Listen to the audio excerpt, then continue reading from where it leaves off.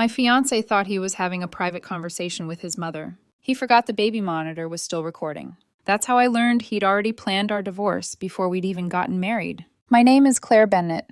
I'm 32 years old, and for most of my adult life, I've worked as an electrician. It's not the kind of career people romanticize. Nobody hears electrician and imagines luxury vacations or country club memberships. But after 13 years in the trade, I had something I valued far more than appearances. I had stability. I owned my own contracting business. I had a small crew of reliable employees. 3 years earlier, my grandfather had left me his house, and I'd spent the next 18 months paying off the remaining mortgage. By the time I met Adrian, I had no debt, decent savings, and a life that felt secure because I'd built it myself. I wasn't wealthy by any stretch of the imagination, but I was comfortable. I'd spent years building a stable life, and at the time, I honestly believed Adrian loved me because of who I was, not because of what I had. Looking back, that's probably the most naive thing I've ever believed. We'd been together for 3 years and engaged for 8 months. Our wedding was scheduled for 4 months later. The venue was booked, deposits had been paid, and around 70 guests had already marked the date on their calendars. To me, it felt like everything was finally falling into place. More than the wedding itself, I was excited about the family we were supposed to build together. I'd grown up an only child, and for as long as I could remember, I'd imagined having children of my own someday. At the time, those conversations felt completely genuine, and I never had a reason to doubt that we wanted the same future. A week before everything fell apart, we'd started setting up the spare bedroom. It wasn't officially a nursery yet, but we were getting there. A crib sat partially assembled in the corner. We'd picked out paint colors. I'd even installed a baby monitor system to test the audio quality and Wi-Fi connection. At the time, it seemed like a practical thing to do. I had no idea it was about to change my life. The dinner happened on a Saturday night, with only Adrian, his parents, and me sitting around the table. His father was easy enough to get along with. Quiet, respectful, the kind of man who listened more than he talked. His mother was different. She'd never openly disliked me, but there was always an edge beneath her politeness. Every compliment seemed to come attached to a reminder that she thought her son could have done better. She'd say things like, "Adrian had so many opportunities after college," or, "Working with your hands must be exhausting." Or my personal favorite, "Hopefully you'll be able to retire someday." She always delivered those comments with a smile, which somehow made them worse. The words sounded polite, but the message underneath was always the same. For years, I convinced myself she simply needed time. I was wrong. After dinner, she asked to see the room we'd been preparing for future children. Adrian offered to show her upstairs while I stayed behind to clean the kitchen. His father wandered into the living room to watch television, and within a few minutes, I was alone loading dishes into the dishwasher. Everything felt normal. Then I heard a voice. At first, I didn't even realize where it was coming from. I stood there holding a plate while Adrian's mother's voice suddenly crackled through the baby monitor receiver sitting on the counter. "Sweetheart, are you sure about this?" I frowned. The monitor had completely slipped my mind. A second later, she kept talking. "She's nice enough, but she's an electrician." My hand froze. A second later, Adrian laughed softly. It wasn't the laugh I was used to hearing. There was something different about it, more amused, more dismissive, like he wasn't talking about someone he loved. "Mom, relax." Something in my stomach tightened. Then I heard him say the sentence that changed everything. "I've already done the math." I remember staring at the monitor like it had suddenly become a bomb. His mother laughed. "What math?" "The house alone is worth close to $400,000. My pulse immediately started racing. "And she's got savings, plus the business." The conversation wasn't moving in a direction I liked. What she asked next made my stomach tighten. "So what's the plan?" The answer came without hesitation. 2 years. I stopped breathing. 2 years after the wedding, I filed for divorce. For a second, I genuinely thought I'd misheard him. The room seemed to tilt. I stood perfectly still while water continued running into the sink behind me. Upstairs, Adrian kept talking as casually as if he were discussing weekend plans. I walk away with a settlement and start over. His mother laughed. Actually laughed. The sound echoed through the speaker. "That's my boy." I felt sick. Not angry yet. Just stunned. Because somewhere in the back of my mind, I was still trying to make it make sense. Trying to find context. Trying to convince myself there had to be an explanation. After a brief pause, her voice softened. "What about children?" A short pause followed. When Adrian answered, his voice sounded almost amused. "Not happening." My stomach dropped. "What do you mean?" "I've been making sure we're careful." His mother chuckled. "He thinks you're trying." "I know." Another laugh. A worse one this time. He gets excited every time the topic comes up. The world around me seemed to narrow. My mind immediately went to the nursery we'd been preparing, the baby names we'd discussed, and all the conversations we'd had about the future. Suddenly, every one of those memories felt different. Every hopeful moment felt contaminated. His mother laughed again. And you let her keep believing it? Honestly? Adrian laughed too. It's kind of funny. That was the moment something inside me broke. Not dramatically. Not all at once. It was more like watching a crack spread through glass. I'd spent 3 years trusting him, building a future with him, and believing we wanted the same things. Standing there in the kitchen, it suddenly felt like I'd been the only one living inside that future. And upstairs, the man I planned to marry was discussing me like a financial investment. I don't know how long I stood there. It could have been a minute or 5.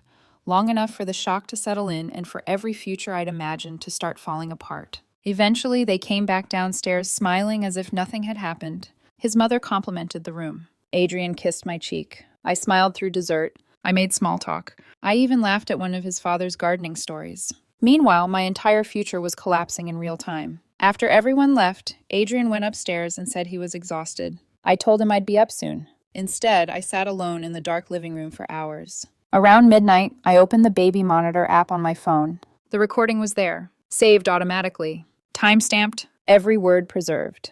I listened to it once, then again, then a third time. Each replay destroyed another excuse I wanted to believe. By the time the sun started coming up, I wasn't wondering whether I'd misunderstood anymore. I was wondering how long Adrian had been lying to me. And for the first time since we'd met, I found myself looking at the man sleeping upstairs and realizing I had absolutely no idea who he really was. I don't think I slept more than an hour that night. Every time I closed my eyes, I heard the recording again. Adrian's voice, his mother's laughter.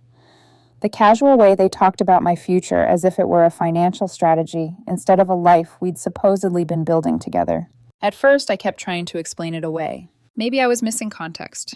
Maybe they were joking. Maybe I was hearing the worst possible version of a conversation that sounded different upstairs than it did through a speaker. But every excuse disappeared the moment I played the recording again. The words never changed. Neither did the laughter. By Sunday morning, I knew 2 things. First, I wasn't marrying Adrian. Second, I needed to stay calm until I understood exactly what my options were. The strange thing was that Adrian acted completely normal. He came downstairs, poured coffee, kissed my forehead, and asked if I'd slept well. I remember standing in the kitchen, watching him move around like nothing had happened, and feeling a kind of sadness that was hard to describe. The man in front of me looked exactly like the person I'd fallen in love with. But after what I'd heard, I couldn't stop wondering whether that person had ever really existed. A few hours later, Adrian left for brunch with his brother. The moment his truck disappeared down the street, I called my friend Rachel. Rachel had gone through an ugly divorce a few years earlier. If anyone knew how to think clearly when emotions were running high, it was her. 20 minutes later, she was sitting across from me at my kitchen table listening to the recording. When it ended, she stayed quiet for several seconds. Then she looked up. "Please tell me the wedding is off." "I think it is." Rachel stared at me. "Claire, there shouldn't be an I think." I looked away. Part of me still hated saying it out loud. She leaned forward. "He wasn't talking about building a future with you. He was talking about surviving long enough to profit from one." Hearing someone else say it made everything feel more real, more final. Rachel told me to call a lawyer immediately. The next morning I did. The attorney spent nearly an hour listening to the entire story. He reviewed the recording, asked questions about the house, the business, and our finances, then finally leaned back in his chair. "Here's the good news." I wasn't sure there was any good news left. "You're not married." I blinked. He continued, "That matters more than you realize." Over the next 20 minutes, he explained exactly where I stood legally. The house belonged to me. The business belonged to me. My savings belonged to me. Nothing Adrian had been counting on actually existed yet. His entire plan depended on a wedding that hadn't happened. Without that wedding, he had no claim to anything. For the first time since Saturday night, I felt some of the pressure leave my chest. Then the lawyer gave me the bad news. Adrian had been living with me for over a year. That meant tenant rights. I couldn't simply throw him out. Everything had to be handled legally. 30-day written notice. Proper documentation. No emotional confrontations. No shortcuts. I followed every instruction. That afternoon, I went home and drafted the paperwork. 30 days. Professional. Direct. No accusations. No mention of the recording.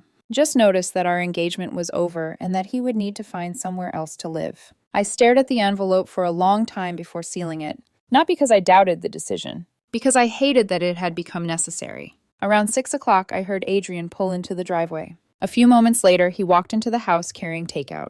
He smiled when he saw me. "Guess who got your favorite Thai place?" For a second, the normalcy almost made me angry. I slid the envelope across the table. His smile faded. "What's this?" "The wedding is off." At first, he laughed. Not nervously, not awkwardly. He genuinely thought I was joking. Then he opened the envelope. The laughter disappeared. He looked back at me. "What is this?" "You have 30 days to move out." The confusion on his face lasted only a few seconds before something else replaced it. Concern, then panic, then calculation. "What happened?" I met his eyes. I heard the conversation. The color drained from his face so quickly it was almost shocking. For several seconds, he couldn't seem to speak. Finally, he managed. "What conversation?" "The baby monitor." The moment I said those words, he knew. I could see it. His shoulders dropped. The denial that followed felt automatic.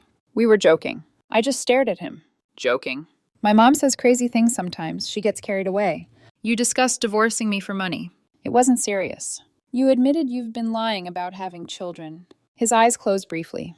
That tiny reaction told me more than anything else he said afterward. The truth had finally caught up with him. For the next hour, Adrian tried every explanation he could think of. He said he'd been scared. He said he'd felt overwhelmed. He said the wedding had started feeling too real. Some of those feelings may even have been true. The problem was that none of them explained the lies. They didn't explain the conversations. They didn't explain letting me believe we were actively trying to start a family while privately making sure it never happened. Eventually, the conversation reached a point where neither of us had anything left to say. Then Adrian looked at me and asked quietly, "Can we at least try counseling?" A week earlier, that question might have given me hope. Now it felt like a delay.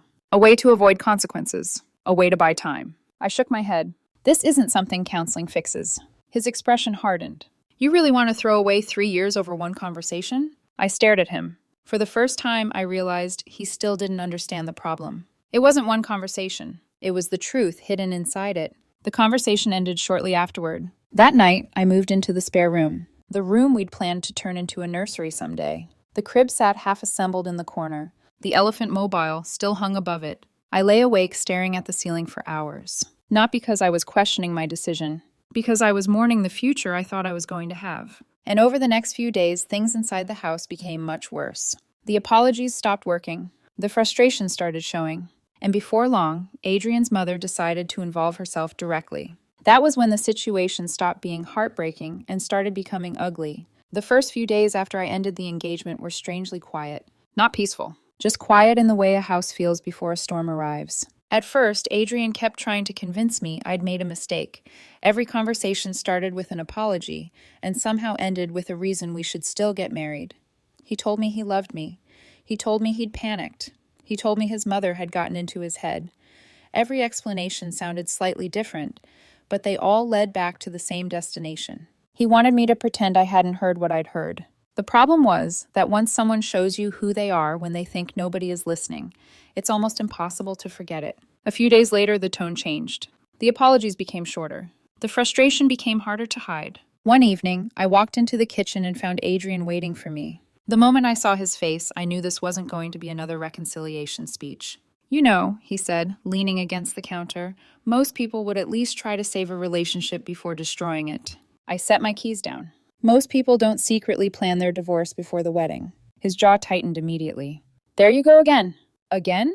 "Reducing 3 years to one conversation." I stared at him for a moment before shaking my head. "No, Adrian, I'm reducing 3 years to the truth that came out during one conversation." For a second, he looked like he wanted to argue. Instead, he looked away. That tiny reaction told me more than anything he could have said. The discussion ended quickly after that, but something had shifted. The guilt wasn't working. The apologies weren't working.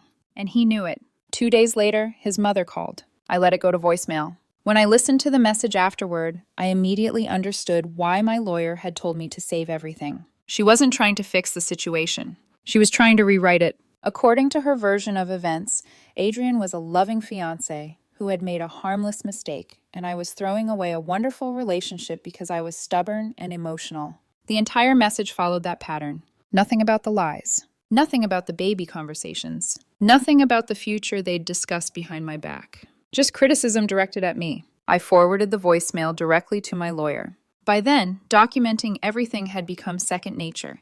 Every message, phone call, and interaction was being saved, just in case I needed it later. At the time, I thought I was being overly cautious. A week later, I realized I wasn't being cautious enough. The first confrontation happened on a Friday evening. I pulled into my driveway after work and immediately noticed another vehicle parked outside. Adrian's father. For a brief moment, I felt relieved. Out of everyone in the family, he was the only person who had consistently treated me with respect. Maybe he was there to apologize. Maybe he was there to convince Adrian to move out peacefully. Unfortunately, neither was true. The moment I stepped out of my truck, both men walked toward me. Adrian looked tense. His father looked exhausted. "We need to talk," his father said. I already knew where this was going. "No," I replied calmly. "You need to talk to your son." For a second, nobody spoke. Then his father sighed heavily. "People make mistakes, Claire." I nodded. "They do. Maybe things were said that shouldn't have been." His choice of words caught my attention immediately. Things were said. Not lies were told. Not plans were made. Things were said. I realized right then that he didn't know the full story. His wife and son had only told him the parts they wanted him to hear. So I filled in the gaps. Not dramatically, not emotionally, just facts. I told him about the conversations regarding children, the months of deception, the future plans we'd discussed, the way Adrian had laughed about my excitement whenever the possibility of starting a family came up. As I spoke, I watched his expression change. The confidence slowly disappeared. Then came confusion. Then disappointment. Finally, he turned toward his son. "Is that true?" Adrian didn't answer immediately. That hesitation was answer enough. His father stared at him for several long seconds. "I didn't raise you to do this." Nobody spoke after that. The disappointment in his voice hit harder than any argument could have. His father looked away and rubbed the back of his neck. For the first time since all of this began, I saw someone in that family realizing how serious the situation actually was. He wasn't defending Adrian anymore. He was trying to understand him. The conversation didn't last much longer after that. When his father finally left, he looked older than when he'd arrived. The disappointment on his face followed Adrian back into the house. And that's when things got worse. Because until that moment, Adrian had still believed he could talk his way out of this. Now he understood that wasn't going to happen. The anger started showing almost immediately. The first warning sign came when one of my electrical testing tools disappeared from the garage. A few days later, another went missing, and by the end of the week, I knew I wasn't dealing with bad memory anymore. I worked long hours. Maybe I'd misplaced something. Then I found one of the missing tools buried inside a storage bin packed with Adrian's belongings. When I confronted him, he claimed he'd moved it accidentally while packing. Maybe I would have believed that if it had happened once. By the third missing item, the pattern became obvious. That was when I started photographing everything in the house, from the rooms themselves to the expensive tools and equipment connected to my business. The decision turned out to be one of the smartest things I did, because a few days later, someone attempted to shut off the utilities to my house. Fortunately, the utility company required verification before processing the request. When they called my phone to confirm, I immediately knew something was wrong. I hadn't requested anything. After a brief investigation, the company confirmed the call had originated from Adrian's phone. When I confronted him, he denied it. When I told him the company had records, he stopped denying it and started smirking instead. That reaction scared me more than the lie, because it showed me something important. This wasn't about saving the relationship anymore. This was about punishment. The next few weeks became a slow battle of documentation and patience. By that point, everything was being saved. Screenshots, photographs, phone records, timestamps. Every new incident went into a growing file my lawyer was building.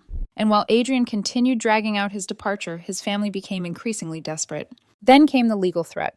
A lawyer representing Adrian sent a letter claiming he had developed an equitable interest in my property because of his contributions to the household.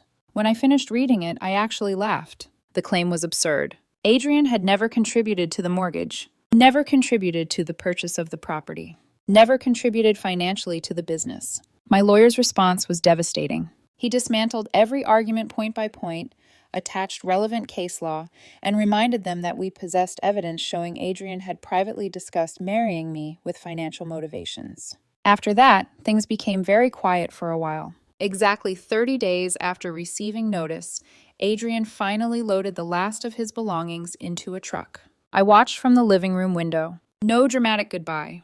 No final speech. No emotional scene. Just boxes. Halfway through loading the final box, Adrian stopped and looked back at the house. For a second, he looked like he wanted to say something. Maybe apologize. Maybe argue. Maybe ask for another chance. He never did. The last trip took less than 10 minutes. When the truck disappeared down the street, I called a locksmith. That same night, every lock in the house was changed. The garage code was reset. Additional security cameras were installed. For the first time in over a month, I slept in my own bedroom again. I wish I could say that was the end. It wasn't. A few weeks later, Adrian sued me. The claim was ridiculous. He wanted compensation for groceries, household expenses, and what he described as emotional investment in the relationship. Yes, he actually tried assigning a dollar amount to dating me. By then, I was almost impressed by the audacity. Court lasted less time than it took me to drive there. The judge reviewed the documents, listened to a brief summary, and immediately started asking questions Adrian couldn't answer. She asked how much he'd contributed toward the mortgage. He couldn't give a number. After a few seconds, he finally admitted he hadn't contributed to the mortgage at all. That answer seemed to tell the judge everything she needed to know. I could actually see the judge's expression change. The case was starting to unravel in real time. Then she asked whether his name had ever appeared on the deed. It hadn't. When she asked for proof of the financial contributions he claimed to have made, his attorney shuffled through papers while Adrian stared at the table. The courtroom became noticeably quieter. When she reached the section where he'd assigned a monetary value to his emotional investment, even she looked confused. The case was dismissed. Court costs were assigned to him. Outside the courthouse, his mother tried one last time to blame me for everything. According to her, I'd ruined her son's future. I looked her straight in the eye and said something I'd wanted to say for months. No, your son ruined his own future the moment he started planning an exit strategy before the wedding. For once, she had nothing to say. The harassment lasted another few weeks. Suspicious one-star reviews appeared on my business profile. False complaints were made to a longtime client. Someone even attempted to damage my reputation professionally. My lawyer responded with cease and desist letters. After that, everything stopped. Eventually, people moved on. Adrian moved back in with his parents. His mother found someone else to blame. His father reportedly stopped discussing the situation altogether. As for me, life slowly became normal again. The nursery never became a nursery. I converted it into a home office for the business. The crib was donated. The paint samples eventually ended up in the trash. Most reminders of that future disappeared over time. The elephant mobile didn't. It's still sitting in a box in my closet. Maybe one day I'll need it, just not for the future I planned with Adrian. Sometimes I still think about who I believed Adrian was when we first met. Then I remember the recording and the way they laughed while discussing a future they thought I'd never hear them talking about. And suddenly the sadness disappears. I lost money, time, and someone I genuinely thought I would spend the rest of my life with. But compared to what could have happened if I'd married him, those losses were small. Adrian thought he was planning an exit strategy. What he never realized was that the only person who ended up leaving with nothing was him. The house is still mine. The business is still mine. The future is still mine. And these days, that's more than enough.